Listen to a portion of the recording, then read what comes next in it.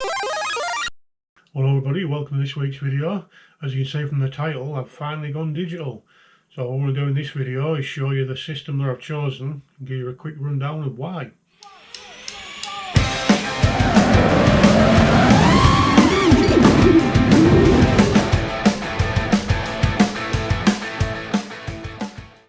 Now those of you that have been following me on social media, on Instagram and TikTok, will know straight away that I've gone with the DJI system. Now these are the V2 goggles, and I actually bought these from Amazon. Now what's one of the main reasons I went with DJI, not just because it's a proven system, but was mainly on price, if I'm honest. Now these were £604. They weren't reduced like some of the companies have at the minute.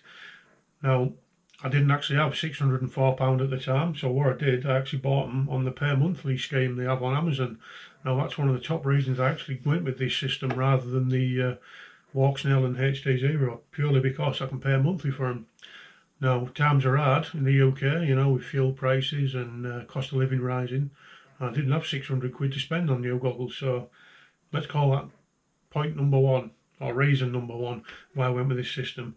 Now to be 100% truthful, DJI was the only system I'd ever tried personally before. I tried someone's goggles at FPV Drone Fest a couple of months ago. Now I've been flying analog since day one, so you know the field of view and that in these, and the picture quality was so much better. It's really opened my eyes. It's why I decided to go digital in the first place. But yeah, now the reason I never went with walksnail or HDZERO was because looking at some of the recent videos on walksnail, let's start with that one, especially videos from Madstech and stuff like that, you'll notice they have come on leaps and bounds. There's no questions there. You know, the image has drastically improved over the last few firmwares. They've managed to get rid of some of the smearing and blockiness that they were suffering from, but they do seem to have sacrificed the brightness of the image to get to that. If you saw Madstech's, one of Madstech's videos, I'll link it below if not. He was showing you that the walksnail system was really struggling to see into dark areas under trees and stuff like that. Now if you fly in freestyle, like I'm assuming most people do, you know, you need that image to be as clear as you can. If you're coming down and going under a tree or into a band or something like that, and it gets darker and all of a sudden you can't see anything, you're going to bin your quad. You know, that's not what you want. You don't want to be smashing it up just because you can't see where you're coming. Whereas all the videos I've seen of DJI, the transition from a bright area into dark area, the image or the algorithm they use for the image is spot on. You don't lose any view as you come in. Now HDZERO, I don't know really. I've always liked the look of HDZERO. I like the open source nature of it and stuff like that. I think again it's in its infancy, so I think it'll take a while for it to build up. Now the goggles are rumoured to be coming out in the next month or two, so once they're out, that'll be a big thing that we'll see what that's going to be like.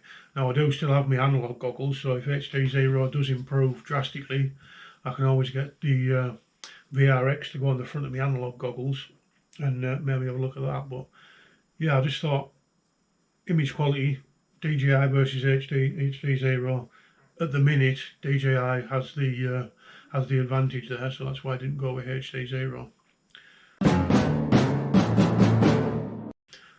Well, that's it for this video, just a short one there. Just thought I'd tell you my thoughts and why I went with DJI rather than anything else. Now I've just got my Vista and all that there, so I better get it wired in and go for my first flight, see what it's like. Now that's going to be in next video, so hope you tune in for that one. And if you enjoyed this video, please give it a thumbs up and think about subscribing if you already haven't. And we'll see you in the next one.